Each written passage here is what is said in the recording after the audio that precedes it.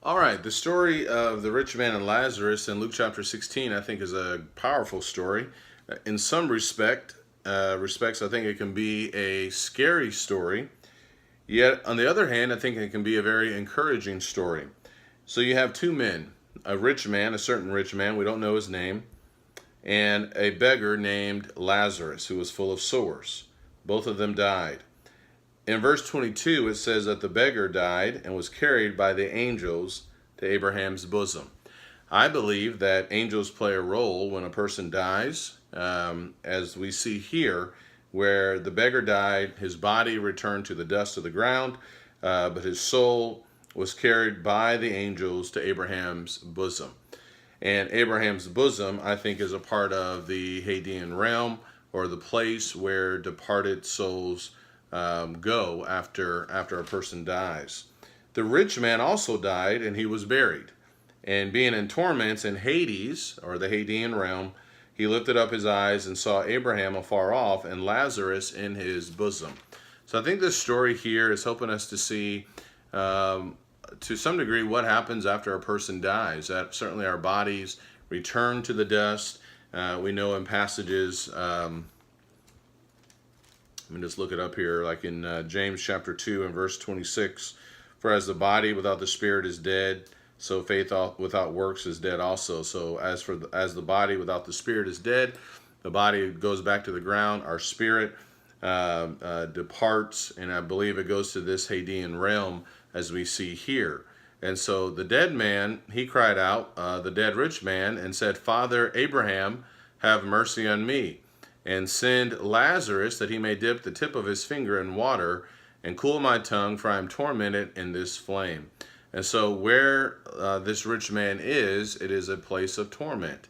I don't think he's at I don't think he's in the final destination place of hell, where people will go for eternity. But in this Hadean realm, he's in a place of torment, while Lazarus is in a place of comfort, or in Abraham's bosom, which I think is also synonymous with the place of paradise, where Jesus spoke about the place of paradise to the man who was on the cross, and next to him, the thief on the cross, where Jesus said, today you will be with me in paradise. And I think we're getting some of this information in this text here. The fact that the rich man was aware, the rich man knew and remembered his five brothers, that he's going to ask Abraham to send someone back, to send Lazarus back to warn them, I think helps us to understand that we're looking at this spiritual realm here, where one's spirit or soul goes after we die. And so this story here is a really powerful story.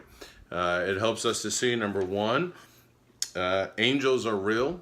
Angels are real, and they certainly serve a purpose. And the Bible gives us additional information as well with what angels do. But we see, I think, here one aspect of what angels do. Number two, it does help us to see that one day we will die, and that death is real. Number three, that our bodies will go back to the dust of the ground, and yet there's a part of us that will remain, that will still be aware, that will be conscious. And that certainly is dealing with our spirit.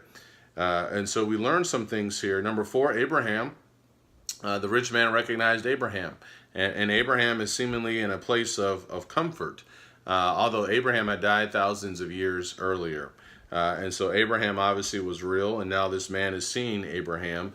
And I think it helps us to see that when we die, that there aren't going to be second chances.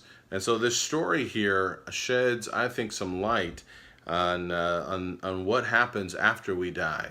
And I think it's really important for us to really consider what's taken place in this story. Now, I know there are some other views that some have here, and some think that maybe some of the things I've said may be going a little bit too far with what's going on in the story here. I know another view I think that some have is that Jesus earlier in Luke chapter 16 has been talking about money. He's been talking about the unjust steward.